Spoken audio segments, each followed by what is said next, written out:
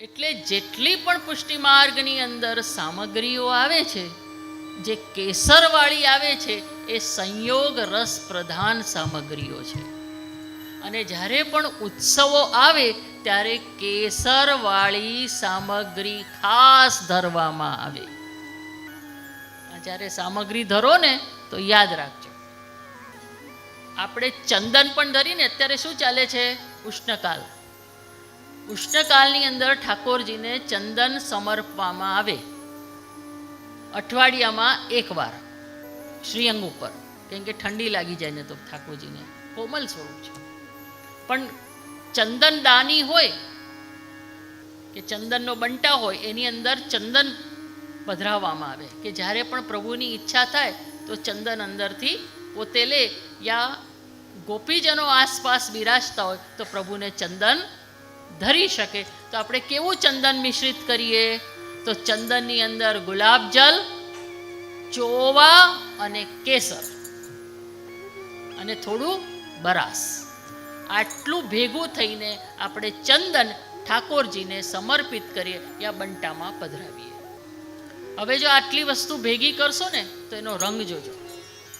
આપણા માર્ગની અંદર, પુષ્ટિ માર્ગની અંદર સૂક્ષ્મથી સૂક્ષ્મ રસનો અને તત્સુખનો વિચાર કરવામાં આવ્યો છે. પુષ્ટિ માર્ગની સેવા રીત પ્રીત બ્રજ જનકી. તો કઈ રીત? બે પ્રકારની રીત ચાલે છે. એક તો વ્રજજન એટલે કૃષ્ણ અવતાર થયો ત્યારે જે ગોપીજનો, હવે ગોપીમાં યશોદાજી પણ કહેવાય, વાત્સલ્ય ભાવવાળા અને મધુર ભાવવાળા સ્વામિનીજીના ગોપીજનો પણ કહેવાય. તીખું, કડવું, મીઠું, આ પ્રકારના કસેલું, આ બધા અલગ અલગ રસો પ્લસ કઈ કઈ પ્રકારના જે માણવાના રસો છે એ પણ વર્ણિત થતા હતા. આજના જનરેશન કે વચલું જનરેશનને બહુ ખબર નથી, પણ આ બધું ખબર હોય તો કીર્તન રસનો આનંદ આવે. તો આવું સુંદર પુષ્ટિ માર્ગની અંદર એક એક વસ્તુ કલાત્મક છે,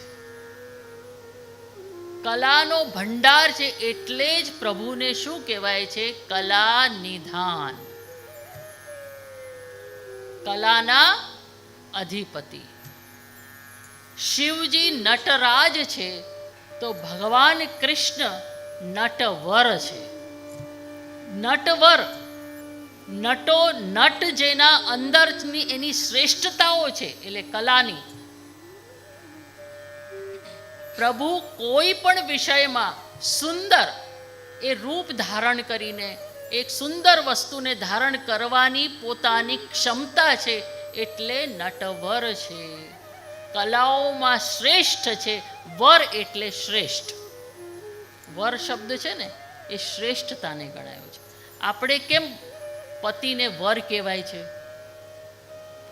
કે પુરુષોમાં શ્રેષ્ઠ, પત્ની માટે પુરુષોમાં શ્રેષ્ઠ એનો વર જ હોય, બીજો પુરુષ ન હોય. એના માટે સૌથી મહત્વપૂર્ણ કોઈ પુરુષ છે તો કે એનો વર, લગ્ન પછી. એટલે એને વર શબ્દ શ્રેષ્ઠતા માટે ઉપયોગ થાય. તો નટવર એટલે બધી વસ્તુમાં શ્રેષ્ઠ એવા નટવર એ પ્રભુ છે. તો જે આખો આનંદ રસ, આપણે મૂળ પર જઈએ, આનંદ રસને લેવા માટે પોતાની અંદર એક તત્વ, શ્રી રાધા તત્વને પોતે પ્રગટ કર્યું અને એ સંયોગ રસનું સ્વરૂપ હતું. અને શ્રી સ્વામિનીજી રાધાજીમાંથી હવે બે એકલા જ રહ્યા, એમાંય આનંદ નહીં. એટલે આનંદ તો ખરો, પણ સમૂહ પણ કંઈક જોઈએ. આપણને પણ જોઈએ છે ને પરિવાર. બે જણા એકલા એકલા હોય તો ગમે, નહીં તો બીજાના પરિવારને પોતાનો બનાવવો પડે. Socialising, man is a socialising animal, social animal કહેવાય છે. તો ભગવાનને પણ આ રસ તો જોઈએ ને, તો ભગવાને રસ ઉત્પત્તિ કરી તો સ્વામીજી જે કૃષ્ણનું જ સ્વરૂપ ગણાય છે, પણ સ્ત્રી સ્વરૂપ, આપણે રાધા કૃષ્ણને છૂટા નથી પાડતા. રાધા અને કૃષ્ણ એક જ છે.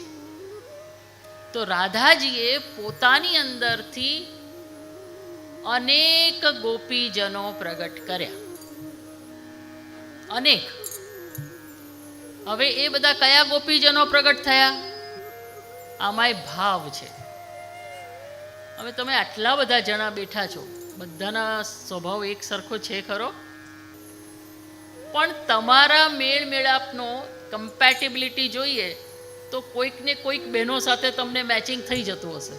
આટલી બધી બહેનોમાંથી 4-5 મળી જાય તમારા જેવા, કે તમને અન્ડરસ્ટેન્ડ કરી શકે, તમારા ભાવને સમજી શકે, તમારું મેચિંગ થઈ શકતું હોય. તો એ શું છે? સ્વભાવ. એ કયો સ્વભાવ? એ કયો નેચર? એને કહેવાય છે રાજસ, તામસ, સાત્વિક. આ 3. એક હોય રાજસ સ્વભાવનો, બીજો હોય તામસ સ્વભાવનો, અને ત્રીજો હોય સાત્વિક સ્વભાવનો. બહુ શાંત પ્રકૃતિના, બહુ કોઈ સાથે માથાજી કરે નહીં, શાંતિથી પોતાનું કાર્ય કરે, વર્ક કરવામાં થોડા ઢીલા હોય, એવી પ્રકૃતિ.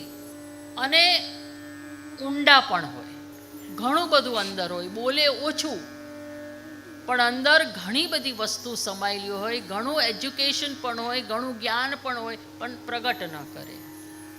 મીંઢાની વાત નથી કરતી હું. મીંઢા પાછા જુદા કહેવાય. આ શું છે કે આ સ્વભાવ છે સાત્વિક જનો. કે કોઈ ઝઘડા ટંટા ગુસ્સે એના સાથે દૂર રહે જરા.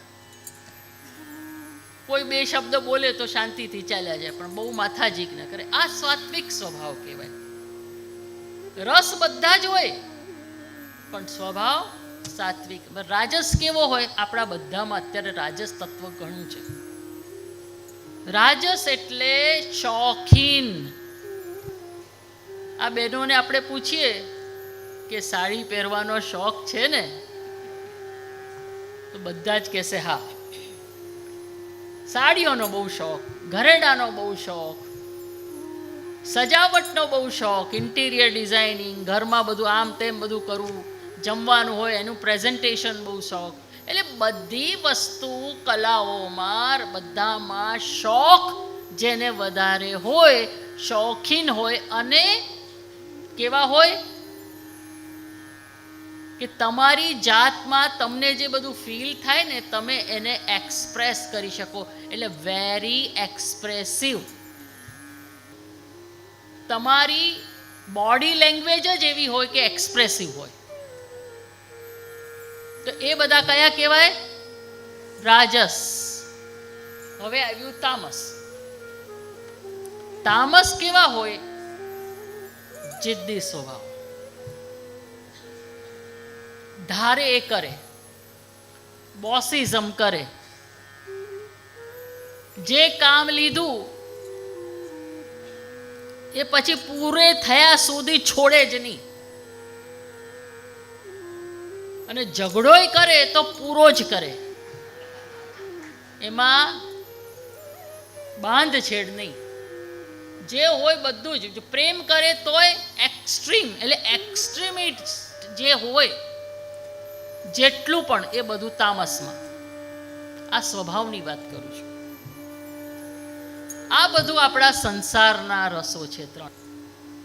પણ પ્રભુના જે રસ છે, કેમ કે પ્રભુમાં પણ રાજસ, તામસ, સાત્વિક એ જે પોતાના ગુણધર્મ છે, પોતાના ગુણો છે, તો એ ગુણમાંથી આ બધા ગોપીજનો પ્રગટ થયા. શેના માટે? કેમ કે વિવિધ રંગ, વિવિધ સ્વભાવ હોય તો એનો આનંદ મજારે મજા આવે. 2 એક સરખા માણસ હોય તો બોર થઈ જવાય, પણ ત્રીજો અલગ જીવ આવીને આવી જાય વચ્ચે તો થોડોક રસ આવે. એટલે આ 3 પ્રકારના ગોપીજન. આ પાછા 3ના વિભાજન. રાજસ સાત્વિક રાજસ, સાત્વિક તામસ, સાત્વિક સાત્વિક, આવા ત્રણ બધાના ગણી લો તો આ કેટલા બધા ગોપીજનો થઈ ગયા? થયા ને? આ આખું પ્રભુનું ગોલોક ધામમાં શ્રી સ્વામીજી દ્વારા પ્રગટ થયેલા ગોપીજનો એટલે રસનો કેટલો બધો સમૂહ થઈ ગયો. તો આનંદ એ ભગવાન અને પરમાનંદ એ સ્વામીજી, કારણ કે પોતાનામાંથી જ આ બધા ગોપીજનોને પ્રગટ થાય એટલે પરમાનંદ થયો કે નહીં? બરાબર. એટલે પરમાનંદ સ્વરૂપ કોનું કહેવાય છે? શ્રી રાધિકાજીનું.